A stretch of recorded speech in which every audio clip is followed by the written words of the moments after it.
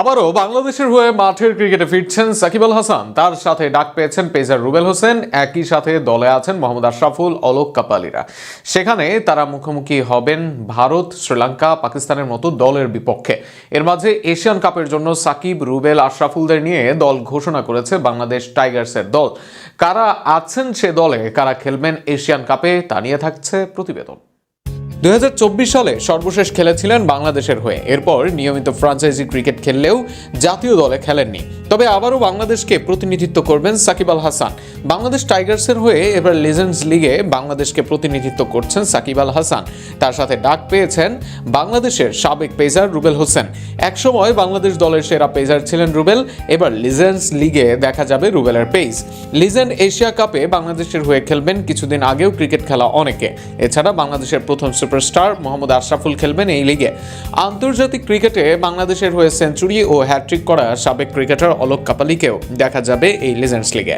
থাকবেন জাতীয় দলের সাবেক তারকা নাইম ইসলাম, যিনি আলোচিত ও পরিচিত ছক্কা নাইম নামেই। লিজেন্ডস লিগে খেলবেন আরেক পেসার শফিউল ইসলাম, যিনিও দীর্ঘদিন খেলেছেন বাংলাদেশ দলে। Left arm spinner Elias Sunny আছেন বাংলাদেশ দলে। বাংলাদেশের হয়ে 10 নম্বরে নেমে সেঞ্চুরি করেন আবুল হাসান রাজু, সেই রাজুও আছেন লিজেন্ডস লিগে।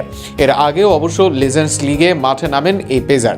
বাংলাদেশের ঘরোয়া ক্রিকেটের নিয়মিত মুখ তুষার ইমরান আছেন এই দলে। আছেন সাবেক উইকেটরক্ষক ব্যাটসম্যান নাদিফ চৌধুরী ও ধীমান ঘোষও আছেন বাংলাদেশের ঘোষিত দলে। আছেন পেস বোলিং অলরাউন্ডার মুক্তার আলী। লেগ স্পিনার হিসেবে দলে আছেন জুবায়ের হোসেন লিখন, বাংলার ক্রিকেটের প্রথম স্বীকৃত লেগ স্পিনার তিনি।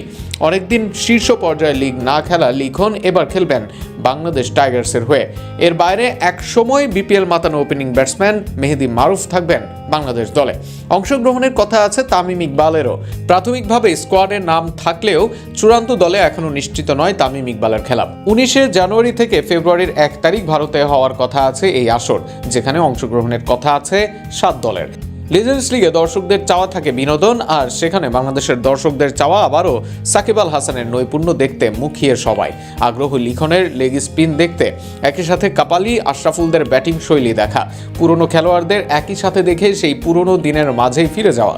এর সাথে জয় দর্শকদের আনন্দকে বাড়াতে পারে বহুগুণে।